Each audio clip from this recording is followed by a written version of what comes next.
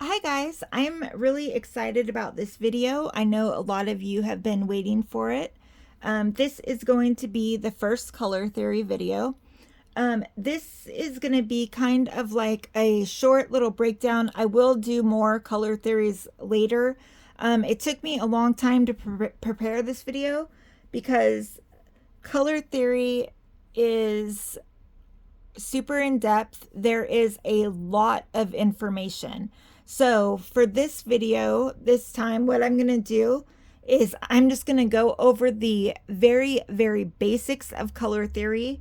And then we'll go over to my desk and I'll show you some stuff. I'll try to gear it more towards how it applies towards reborning. I do have the members only Facebook group up. I will be adding some supplementary material to that next week for this video.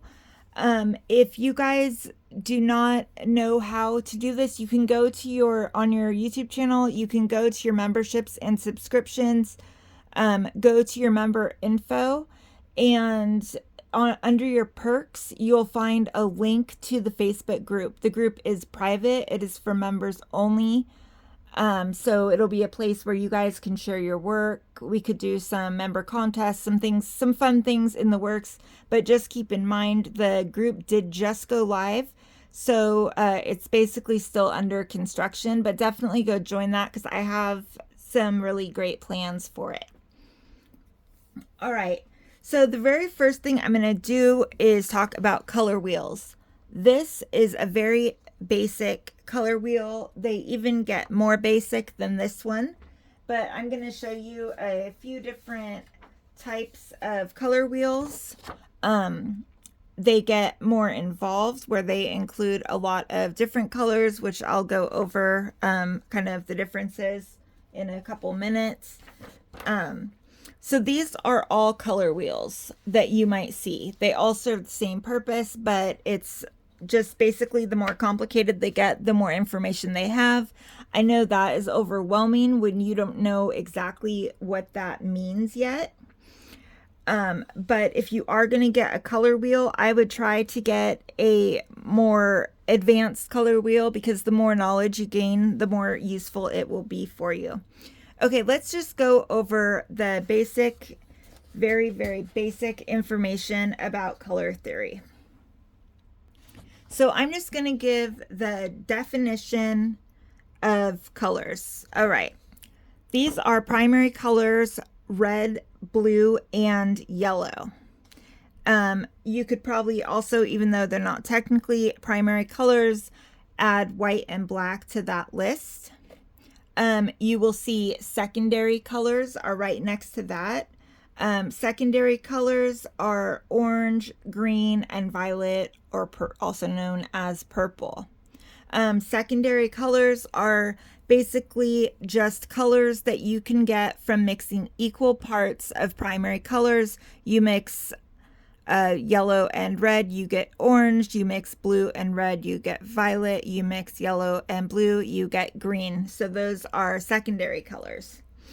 The next kind of colors is tertiary colors, and those are colors that you get by mixing like one part of primary with half part of another primary, or you can also get them from mixing like one part of primary and one part of secondary.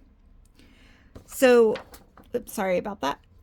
So for example, tertiary colors would be like red, violet, yellow, green, blue, green, red, orange, and so on. There are also more that I'm not going to get into right now because it can get pretty complicated, but there's also quaternary colors that you can get from mixing primary with tertiary, and then quinary colors that you can get from mixing variations of all of these together. I know that they call the primary method, but they really should call it the quinary method because that is pretty much what we do when we are mixing all these colors to make a whole bunch of different colors.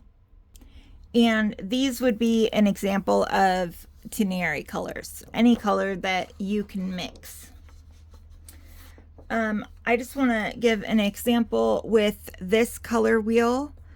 This one on the outside, it has the pure colors.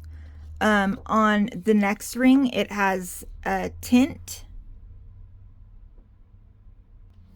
And a tint is basically any color added with a little bit of white, sometimes a lot of white, to lighten it. So examples of those would be, you get Pyrrole Red 02, that would be the pure color, and then it goes all the way to Pyrrole Red 08, and that is changing the tint using more white to lighten that color. The next one here is tone, and tone really just refers to how light or how dark a color is. So you could have a, it's really, really broad with tone. You could add white to lighten it or black to darken it. A shade is taking a color and adding some black to darken it. So you can see with all these pure colors, there are a whole bunch of different variations that you can use to make it lighter or darker. The most important part of color theory when it comes to reborning are warm and cool colors. There are also neutral colors, and neutral would be if you mixed equal parts to get a specific color. These are going to be pretty much neutral colors in their pure form. And I have a much better little diagram here, but basically if you have a color wheel, you can get your basic red and just draw a line straight through that. These are your cool colors. These are your warm colors. Cool colors, and this is kind of a way to think about it, is like winter, you know, blues, darkness, winter is cool. Warm colors, you want to think the sun, warm. That's like really, really basic. And a lot of times it is hard to tell what a cool color is versus a warm color, because you'll have blues. Like, let me show you, for instance, these two blues. So I have here a phthalo blue. This is a cool blue. I have here an ultramarine blue. Ultramarine blue is made by adding a little bit of red to a primary blue, and that makes ultramarine blue a warm color. It is exactly the same with every other colors. So that would be a warm blue, cool blue. With green, if you go a little bit heavier on the blue, you would have a cool green. If you go a little bit heavier on the yellow, you would have a warm green. Same thing with yellows. You have your primary yellow, which is neutral. You add a tiny bit of blue, that's going to make your yellow more cool. You add a tiny bit of red, it's going to make your yellow more warm. Yellow ochre is an example of a warm color. Also sienna, burnt umber, anything that has yellow in it. The same thing with purples. You'd have a neutral purple. You could go a little bit heavier on the blue and have a cool purple, or you can add a little bit more red, like eyelid purple from Bountiful Baby, which would make it a warm purple. Same thing with reds. These are all reds. That's your primary red. You add a touch of blue to it and you make that red cool. You add a touch of yellow to it and that red is warm.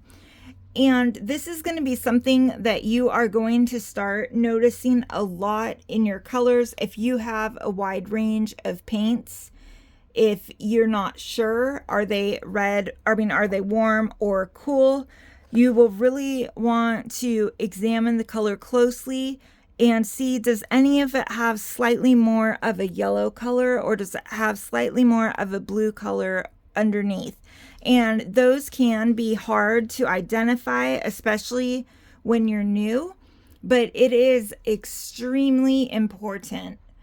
When you see babies that are more of a yellow golden skin tone and you don't want your baby to be yellow, if you accidentally add these other warm colors to it, you're going to make that baby look more yellow. And you might be thinking, oh, okay, this baby's too yellow. I'm not going to add any more yellow. But that will help. But if you're adding other warm colors on top of that, you're going to end up with a much more yellow baby. In that circumstances, you would absolutely want to make sure that if you're mixing your own colors, you're adding just a tiny touch of blue to anything that you mix to cool it down. And that can go the other way too. If you have a baby that you don't think looks alive enough, maybe it's a little bit of a blue undertone, a little kind of dead looking, you would say, then you would not only want to avoid blues, but you would want to make sure all of the colors that you are putting on top of it are going to be warm versions of any color that you're using. And that is how you get a really great neutral skin tone. That is also going to help you if you want a specific skin tone, if you want the baby to look more cool, if you want a warmer, like a golden European skin tone, a nice dark golden AA skin tone. So this, I think, is the most important part about colors for reborning. It's one of the most important parts. All right, now I am going to talk about neutralizing and complementary colors. Let me grab another thing I have for you guys. All right, I thought that I printed something out and I did not. So I am just going to go ahead and use this basic color wheel and explain the concept of it. So first of all, when you want to neutralize a color, I think that this is a very, very common misconception. And so I want to make sure that you have the correct information. Okay, a lot of times people will say, my baby is too red and it's too dark. They think that neutralizing a kit means lightening a kit. And that is not true at all. When you are neutralizing a kit, you are taking a kit that is either too warm looking or too cool looking and bringing it into a neutral brown color that is not too heavy on either side. So if you have a baby that is looking too red, you would do some layers of green, and that will make your bright red into a more neutral brown color. It just won't be so bright. Same thing if your baby is too yellow, you will use purple, and you figure out what color to use by just going directly across on the color wheel. Your baby is too blue, you want to use orange. And this is where a more complicated color wheel can come in handy. It is really hard, I think, when you're a beginner. If your baby has slight tones that are off, you're looking at this color wheel and you're saying, well, it doesn't look exactly like this. And sometimes you can't even identify that maybe it's too magenta. You know, it just doesn't look quite right.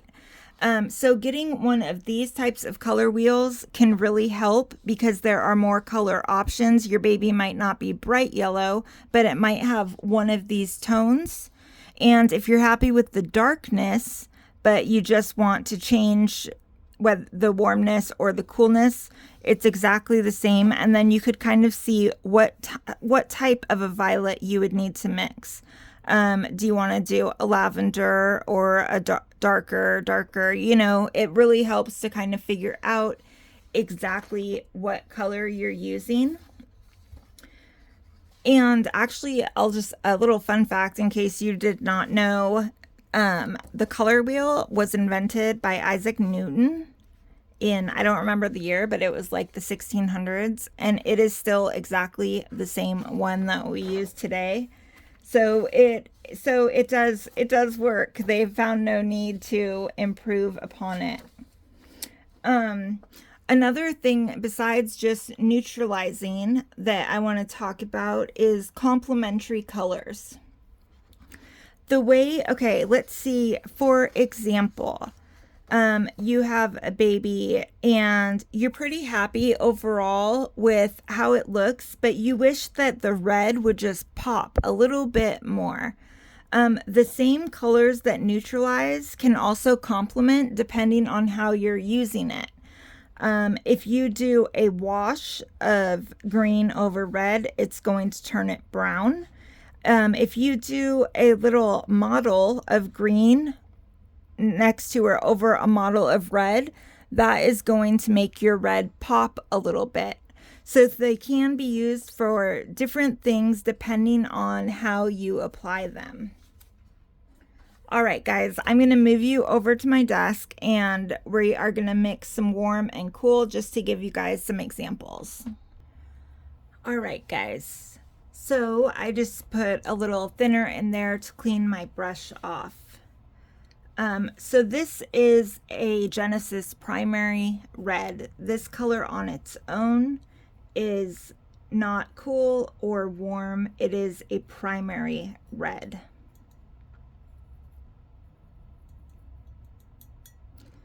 And I am going to mix just a couple wells of this. I'm not going to make it too light here. I want to make sure that you guys can see the color differences.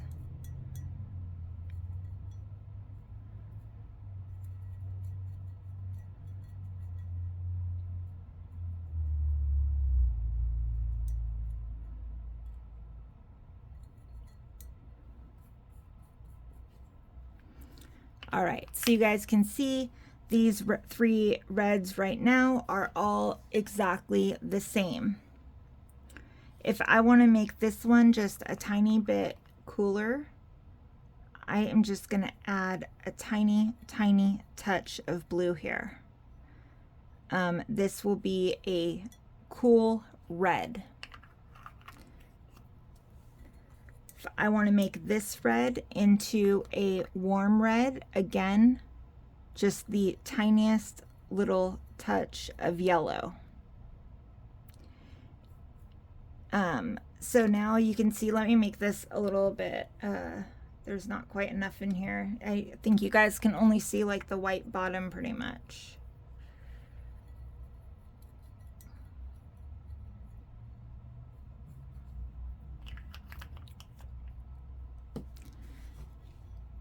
All right, so here we have a primary red, a cool red, and a warm red. They do have some differences here, but these are all red. But you can see by just adding a touch of a little bit of color. So here, the same exact thing. When we are talking about tints,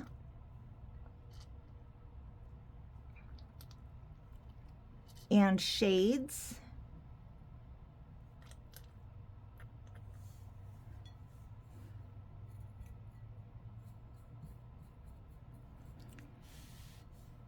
if we want a different red tint, we add a little bit of white to it. And obviously a tint of red, you could go either way. You can make it as light as you want. When we are talking about a shade of red by adding a little bit of black, you guys probably will recognize this. This is how I make my color for lips and blush a lot of the times. This is going to be a darker shade of red. Because it doesn't have any other colors, it's a primary with black added. This red is a neutral red. I did change the shade of it by adding black, but it is not a warm red or a cool red. It is a neutral red.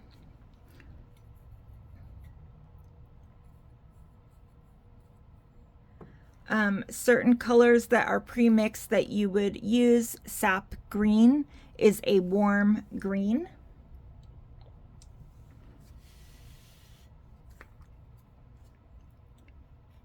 If you take a look at this green, you can already see it is heavier on the yellow tones. If I wanted to take this sap green, I still wanted the benefits of the green, but maybe I don't want the yellow from it, I would just add a little bit of blue here, and that would turn it into a more cool green. I'm trying to think if there is anything else. I'm really hoping that if you guys have more questions about this, like I said, I will do some other more in-depth ones. But in this video, my main focus is trying to get you guys to be able to identify the difference between warm and cool colors, colors that you would want to neutralize, or complementary colors. So I'm hoping that this was helpful in that way. I will probably do some more about neutralizing. Let me just take a quick gander here. As you guys can see, I have a lot of paint. Let's see if there are any colors that stand out to me to use, that I would use a lot. Pyro red is not a primary red. That one is definitely going to be more of a cool red, and I use that one a lot. This is Bountiful Baby Lip Blush and Nail, and Lip Blush and Nail is actually a warm color. This has yellow undertones to it. Blush colors from Bountiful Baby, they're warm blush. It says it on the label. That is more of a rust color, and that is a cool color. Viridian Green here. This would be a more cool green. It has a more heavier red, like an army green or something like that.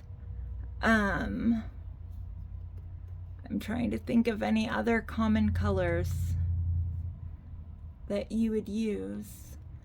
You guys can see how I mix my colors. I mean, technically I am using the primary method because I am not using flesh colors. I'm using actual colors to build up my skin tones, but it is definitely not as simple as just repeating these three colors over and over. If you want depth, you need a lot of variation. I would challenge you guys, if you are having a tough time identifying if colors are warm or cool, I would just challenge you guys to mix a little bit up in your palette, put a little mark on your paper towel, and take a look and see if any of them look slightly more orange to you. Sometimes you can't really tell until you have a color next to another color, like this one. Then you could see, oh yeah, you know, it's not purple, but it does look slightly more purple than this one that looks a little bit more orange. That is going to help you immensely, not just with color correction in the future, but also to ensure that you don't need to do color correction, because you are keeping that in mind the entire time you're painting. After every layer, you are looking at it and evaluating it. Does this look too warm? Does this look too cool? And then you can adjust your palette as you go. If something does start looking a little too cool, instead of just going for it with a layer of red right away, with a layer of yellow right away, You can try using some of those other colors that are warm that have a little bit of yellow in them. Obviously, there are circumstances where you go way too overboard and just using some warm colors aren't going to fix it. You'll need to do an actual color correction layer. But most of the color correction should be very minute and it should be as you're painting. And just learning to identify those warms and cools and adjusting as you go. Not being afraid to adjust as you go is going to be huge on your reborning journey. I am planning another video here soon about vinyl colors. There are so many different vinyl colors, and like I showed you on that color wheel, there is no vinyl that you can really look at a color wheel and go, this is exactly this color. So I'm going to do another video about how to identify the undertones in the vinyl. This week has been insane for me. I am hoping next week I'll have some more time. Like I said, please do go to your membership information, get that link to join our members only group. It will still be under construction for a little bit. My good friend Misty P is she set up that group for me. She is still doing a little bit of work on it as far as kind of grouping together some links of some of my YouTube videos under certain subjects so that I can add supplementary material to them. But I do plan on uploading documents as far as handouts or photos that you guys can download or print or whatever for your future reference. Okay, and this little, I know that I covered a whole lot in this video, and I'm telling you, I didn't even, like, that's not even the tip of the iceberg. Color theory is so complex. You don't have to be a color theory master, but you do need to master the basics of color theory to bring your reborn art to the next level. So if there was something in this video that I missed that you were like, whoa, this is really important, you should have covered that, always tell me. If you're not comfortable doing a comment publicly for people to see, my Facebook link is in the description of all of my videos, and you can absolutely send me a message just asking me to cover, or if there's something you didn't understand, I'll clarify it for you. That is how I am building my list of videos, by feedback from you guys. I want to make sure that I'm making videos that are helpful and that things that you guys want to learn about, and hopefully doing some of things that you guys didn't even know that you didn't know and that you needed to learn about. So, all right, guys, I hope this was helpful, and I'll see you in the next one.